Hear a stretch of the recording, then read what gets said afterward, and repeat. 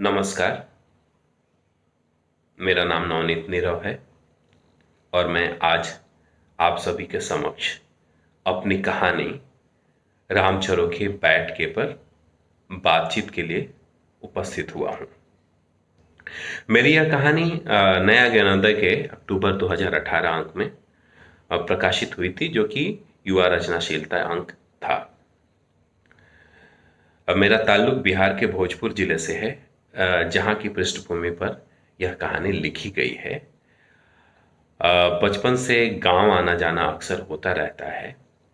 आज भी जब भी समय मिलता है तो गांव जाने की कोशिश करता हूं और वहाँ के जो अनुभव हैं, वहाँ की जो सामाजिक समरसता है, सामाजिक संरचना है, उसको आधार करके कहानियां लिखी हैं मैंने, जिसमें से एक कहानी या राम झरोखे बैठ के भी है। बचपन में मैंने अपने गांव में जोगियों को आते देखा था, जो सारंगी लेकर आते और गांव में दरवाजे दरवाजे भी जाया करते थे।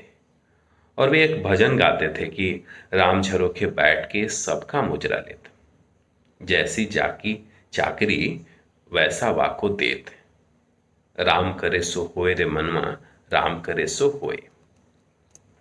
मेरा मानना है कि जिस समाज में हम रहते हैं वह हमारे अनुभवों को प्रत्यक्ष या फिर परोक्ष रूप से प्रभावित करता है।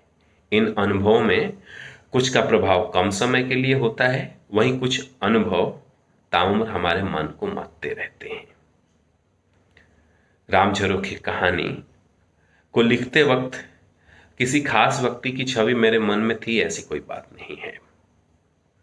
लेकिन जो हम इस कहानी के मुख्य पात्र हैं राम झरोखे, इस तरह के व्यक्तित्व बचपन से लेकर आज तक हर आयु वर्ग में मेरे हम उम्र, मेरे बड़े, मेरे छोटे, जो भी लोग मिले हैं उनमें मिलते रहे हैं, जो हमारे परिवार, स्कूल, कॉलेज, समाज, परिवेश में रह रहे थे।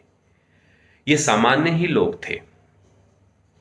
सामान्य लोग मतलब समाज में जिनकी उपयोगिता तो थी, लेकिन कभी आज तक हमने उनको उचित सम्मान नहीं दिया, उनको पहचान नहीं दी।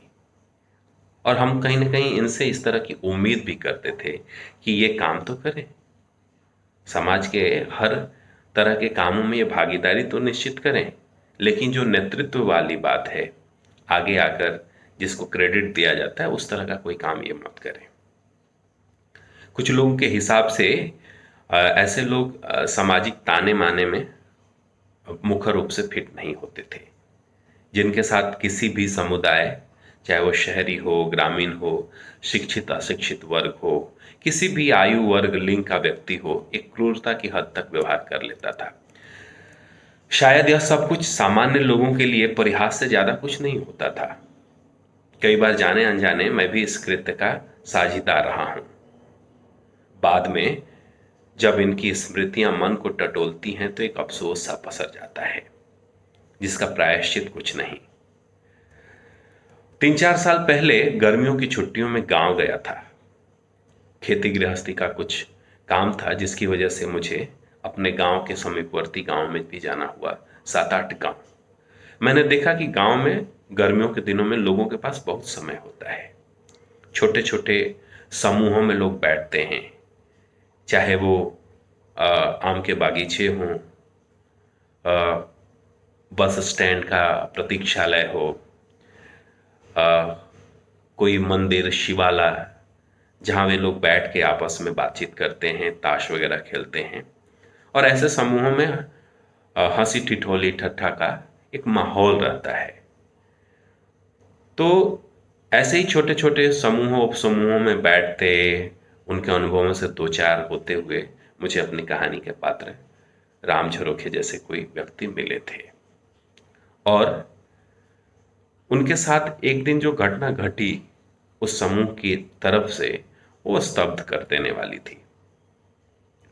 मुझको लगता है कि उस तरह की घटना किसी भी सामान्य व्यक्ति के जीवन को विचलित कर सकती है।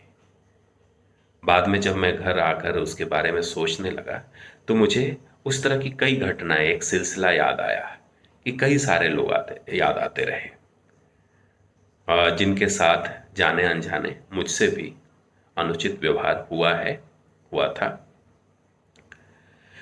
राजनीतिक सामाजिक बदलाव को लेकर हमारे समाज में चिंतन मनन चलता रहता है।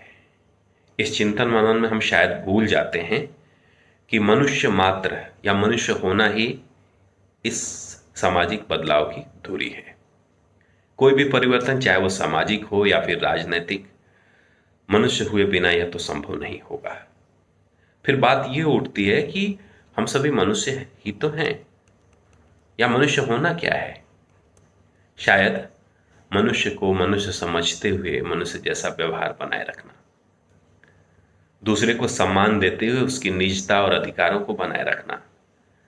सभ्यता के विकास में हम सब शिक्षित होने के दावों के बावजूद काफी पिछड़े हुए लगते हैं, क्योंकि हम दूसरे को खुद से कमतर आंकने की गलतियां हमेशा करते हैं। इस बात की अनुभूति कहीं ना कहीं इस कहानी को लिखने के लिए प्रेरित करती रही। बाद में मैं वापस लौट आया, जहां उस समय जोधपुर में रहा करता था, जहां काम के सिलसिले में मेरा रहना हो रहा था। तो काफी समय तक ये बात मेरे जहन में बनी रही। क्या है कि बहुत सी बातें हैं जिन्हें हम समझते तो हैं, लेकिन उस पर अमल नहीं कर पाते। शायद इसलिए मैंने ये कोशिश की कि इस घटना को और अपने जो अनुभव रहे हैं राम झरोखे जैसे लोगों के साथ, उनको एक कहानी की शक्ल दे सकूं और अपनी बात को आपके बीच रख सकूं, जिसकी वजह से इस कहानी का जन्म हुआ और ये कहानी आपके बीच पहुंची। तो कहानी कैसी लगी जरूर बताइएगा। फिलहाल इस कहानी के बारे में इतना ही। शुक्रिया।